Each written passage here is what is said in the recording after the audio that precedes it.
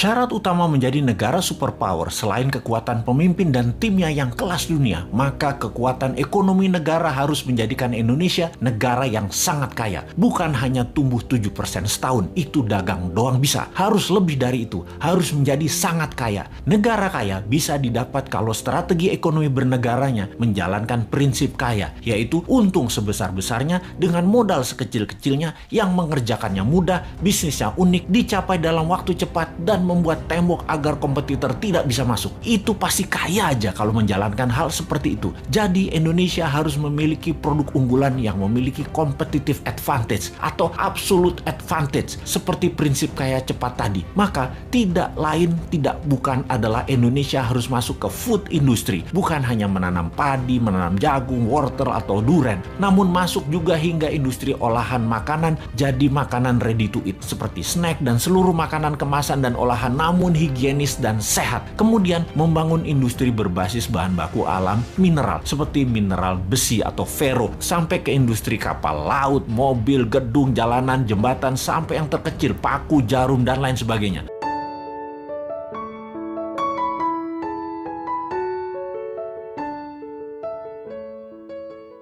Kalau Bosman Mardigu jadi presiden, maka dalam 100 hari kerja pertamanya apa yang akan dilakukan? Dalam ilmu MMT, Modern Monetary Theory, maka ada yang namanya TINA, There is no alternative. Apa arti TINA sederhananya? Pemerintah akan membuat peraturan sehingga orang tidak punya pilihan kecuali mengikuti apa yang pemerintah arahkan. Misalnya, ada 5.500 triliun uang nasabah di bank di Indonesia. Katakan 50%-nya adalah uang yang didepositokan oleh nasabahnya. Uang itu memperoleh bunga deposito sekitar 5% setahun. Jadi, kalau ada seseorang punya uang 100 miliar rupiah pada depositonya, maka dia akan memperoleh bunga sekitar 5 miliar setahun. Lumayan, duduk-duduk nggak ngapa-ngapain menikmati hidup. Kalau punya 1 triliun bahkan, dapat 50 miliar per tahunnya, bunganya didapat olehnya. Maka dalam MMT, buat peraturan yang namanya TINA, yaitu tidak ada pilihan lain seperti bunga deposito sekarang 0%. Kalau bunga deposito 0%, maka deposan kepalanya pecah semuanya. Yang tadinya duduk-duduk enak dapat 5 miliar setahun, tahu-tahu dapatnya 0. Maka uang tersebut bakal ditariknya keluar. Maka pilihannya kalau dia kirim ke luar negeri tanpa underlying transaction atau tidak ada transaksi hanya pindahin uang, dia akan kena pasal flight capital, penjara 5 tahun. Keluar uang dari Indonesia harus ada masuknya atau transaksinya, misalnya beli alat produksi atau apapun yang bermanfaat. Kalau mau deposito di luar negeri, tukar mata uang asing, flight capital, penjara 5 tahun. Apa yang terjadi kalau TINA diterbitkan regulasinya? Sementara dari 5.500 triliun, setengahnya adalah deposito yang tidak berbunga. Maka uang tersebut mendadak bisa keluar dari bank dan masuk ke sektor real. Jadi pabrik, jadi hotel, jadi kafe, invest di UKM, dan uang yang 2.000 triliun rupiah itu atau sama dengan APBN mengalir deras ke sektor ekonomi produktif. Ekonomi Indonesia dalam semalam akan berputar. Saat ini, strategi berekonominya adalah membatasi gerak peredaran uang. Tidak heran, karena itu memang strateginya old mind. Fakta saat ini uang beredar hanya 48% dari GDP nasional. Kemudian pertumbuhan pinjaman perbankan hampir tidak tumbuh. Padahal salah satu indikasi untuk tumbuh ekonomi sebuah negara adalah pertumbuhan pinjaman perbankan di sektor industri di atas 10% per tahunnya dibanding tahun yang lalu. Strategi TINA adalah membanjiri pasar dengan uang segar baru, yaitu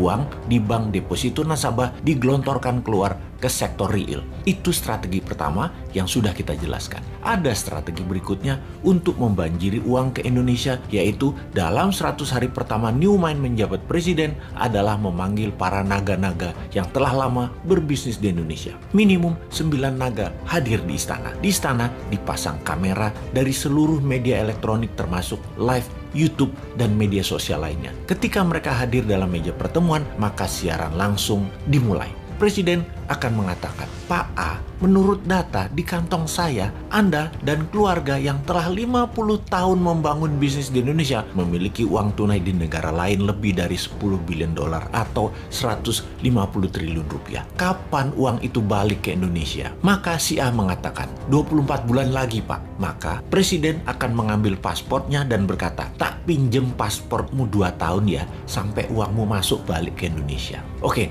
Pak F, berapa lama uangmu dan keluargamu yang di luar negeri itu akan masuk balik disimpan di Indonesia? Maka F menjawab, wah belum tahu Pak, harus saya hitung dulu. Maka Presiden akan mengatakan, baiklah kalau begitu, kita pinjem pasportnya ya. Juga kita belum tahu berapa lama paspor ini kita pinjemnya. Pak B, berapa lama aset tunaimu yang di luar negeri akan balik ke Indonesia? Pak B menjawab, 1 tahun. Baik, 1 tahun pasportmu tak pinjem ya. Kalau mau berobat ke luar negeri, ngapunten loh ya, Anda belum bisa dulu. Berobat di tanah air aja dulu. Atau mau kunjungi anak, saudara, mau tinggal atau jalan-jalan wisata ke luar negeri, belum bisa dulu. Jadi wisatanya di dalam negeri aja. Sampai uang di luar negeri balik dulu ke tanah air, nggih. Janji suci kalian ini disaksikan seluruh rakyat Indonesia loh. Anda ini pahlawan ekonomi kalau balikin uang tersebut ke tanah air yang akan membantu ekonomi dalam negeri. Kita putar cepat bersama. Mau kan jadi pahlawan bangsa? Ini masa kalian berkontribusi ke negara tercinta loh. Sahabat, dari 11.000 triliun yang ada di kantong, pasti dengan strategi ini minimum separuhnya balik masuk ke Indonesia dalam setahun ke depan. Sulit mereka para naga nggak keluar negeri karena berobat itu di masa tuanya. Mereka juga berpenyakit kok, nyaman dengan dokter luar negeri.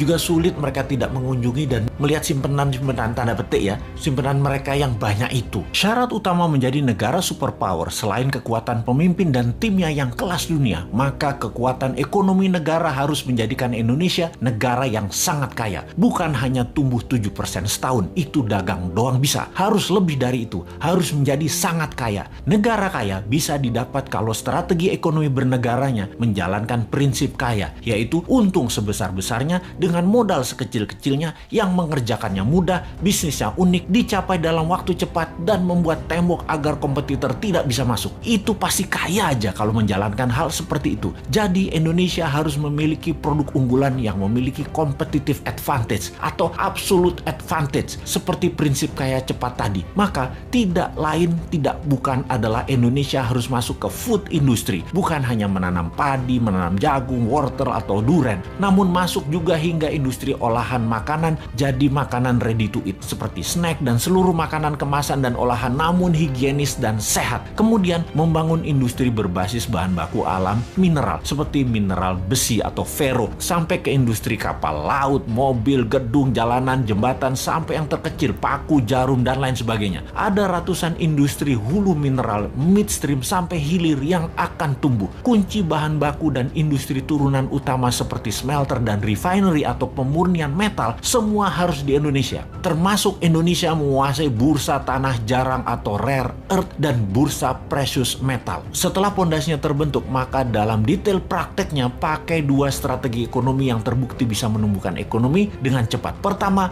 bottom up, dari bawah ke atas, di mana kita akan membuat UKM scale up dari 20 juta pengusaha kelas kecil saat ini, 50%-nya dalam waktu 10 tahun menjadi pengusaha kelas menengah, dan 50% kelas menengah tadi menjadi kelas besar dengan pinjaman 0% menggunakan printing money. Yang diutamakan adalah industri serta manufaktur. Yang kedua adalah trickle down, dari atas ke bawah, di mana kita akan membuat 1000 konglomerat baru. Program ini bernama Bossman Boys. Setiap provinsi akan diseleksi mereka yang nasionalis, sudah memiliki pengalaman bisnis minimum 10 tahun, sudah memiliki organisasi dan tim manajemen yang tangguh. Mereka rata-rata akan diberikan standby loan 5 triliun rupiah tanpa bunga yang harus dikembalikan dalam 7 tahun utuh. Seleksinya nasional berdasarkan prestasi, meritokrasi sistem. Yang terpenting karakternya adalah NKRI garis lurus, visioner, agresif, dan terukur. Oligarki mules nih kalau program ini dijalankan. Makanya jangan pilih Mardigu jadi presiden.